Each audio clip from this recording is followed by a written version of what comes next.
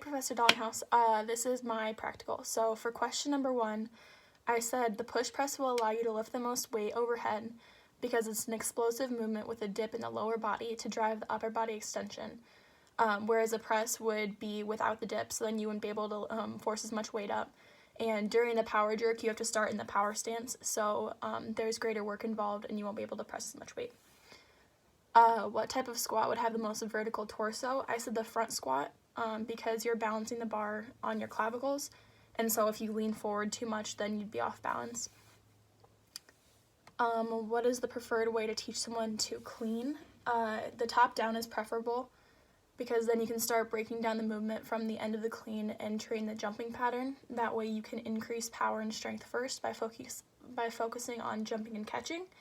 Then progressively you can get closer to the floor until you're doing the full movement. So for lengthening muscles are biceps femoris, membranosus, semitendinosus, and gracilis. And concentric would be vastus lateralis, vastus medialis, vastus intermedius, and rectus femoris. For the first video, the athlete did a really good job with their positioning. His head was neutral, his core was tight, his hands were slightly wider than shoulder width, and he is very explosive when he pushed up with his elbow extension. However, he kind of didn't get the full range of motion. He could have extended his arms a little bit more. For the second video, his back seemed kind of rounded at the beginning, but once he actually started the exercise, his position was really good. His feet were flat on the floor. I couldn't quite tell where his hands were, if they were double pronated or not, just from the angle of the video, but his toes were slightly outward and his shoulder were shoulder width apart. His back was in good position as he started the upward movement. His head was in line with his back. The movement started by extending his hips and knees. The bars stayed close to his shins, giving him a vertical lift, and he continued the movement until his hips were completely extended, so he got the full range of motion. And overall, it looked like a really good deadlift. He even utilized the Valsalva maneuver. For the third video,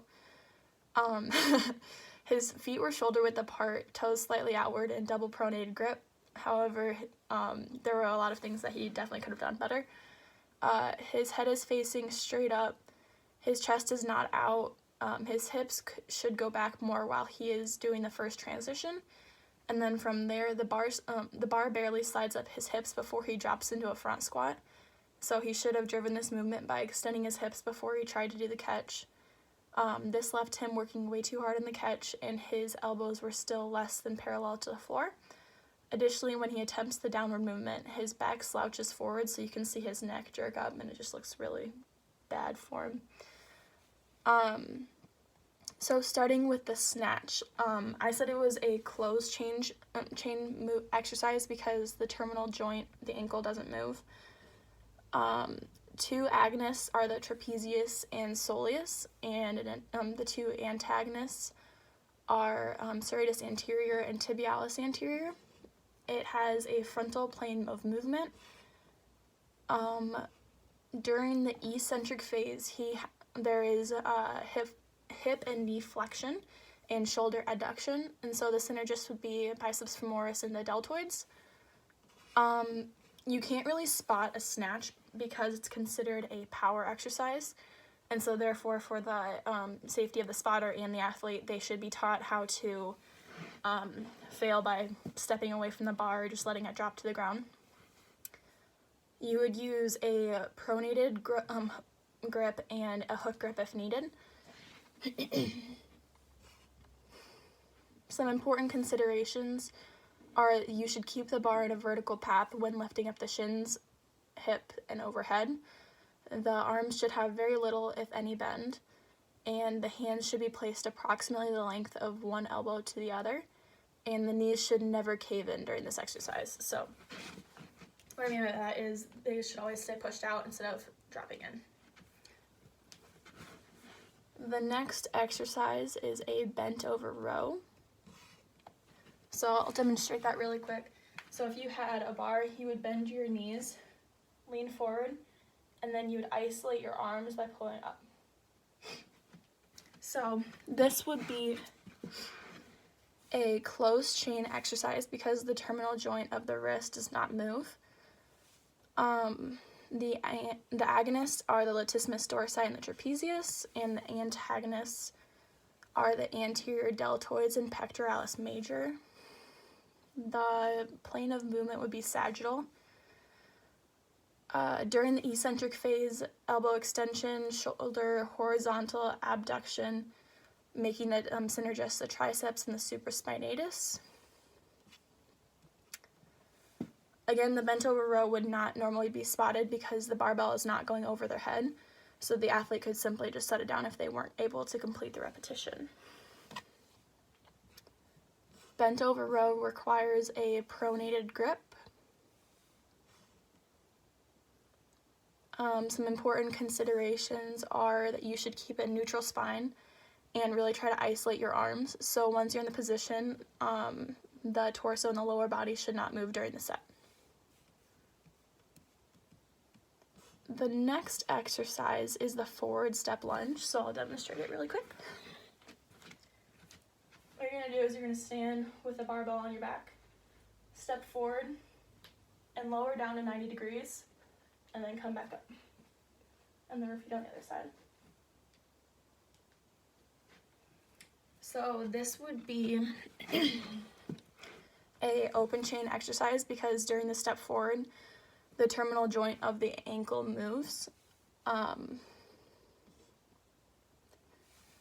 Two agonists would be the glutes and the biceps femoris, and two antagonists would be the rectus femoris and vastus lateralis.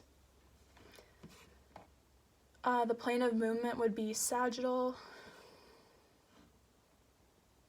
and during the eccentric phase, there is hip and knee flexion, making the synergist the biceps femoris. So you could spot this exercise by standing behind the athlete.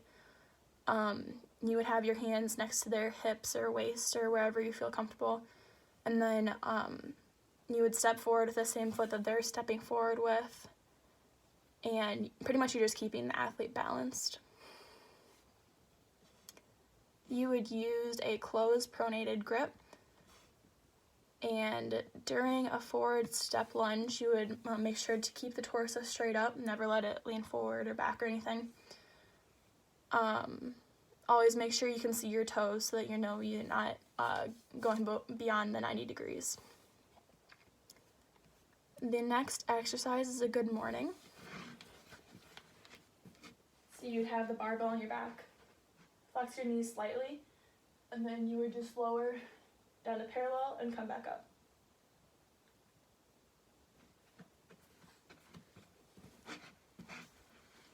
So a good morning is a closed chain exercise because the terminal joint of the ankle does not move. Two agonists of a good morning are the glutes and the erector spinae, and the antagonists are the rectus abdominis and the rectus femoris. You can see it in the sagittal plane, and during the eccentric phase, there is hip flexion. And so the synergist would be the rectus femoris. Again, with the good morning, it doesn't really require a spotter, but you could benefit from having a power rack, just so if you can't complete the repetition, you can just set it down. For a good morning, people use a closed pronated grip. And some important things to take into consideration are keep your shoulders pinched back together and your back slightly arched. Keep your knees slightly flexed, and hips should move straight back to maintain flexion. And then the only movement in this exercise should be from the torso. And just make sure to do the full repetition. You're going down to parallel. The next exercise is the hammer curl. So pretty simple. You just stand straight up, have a neutral grip, and then you want to raise up and back down.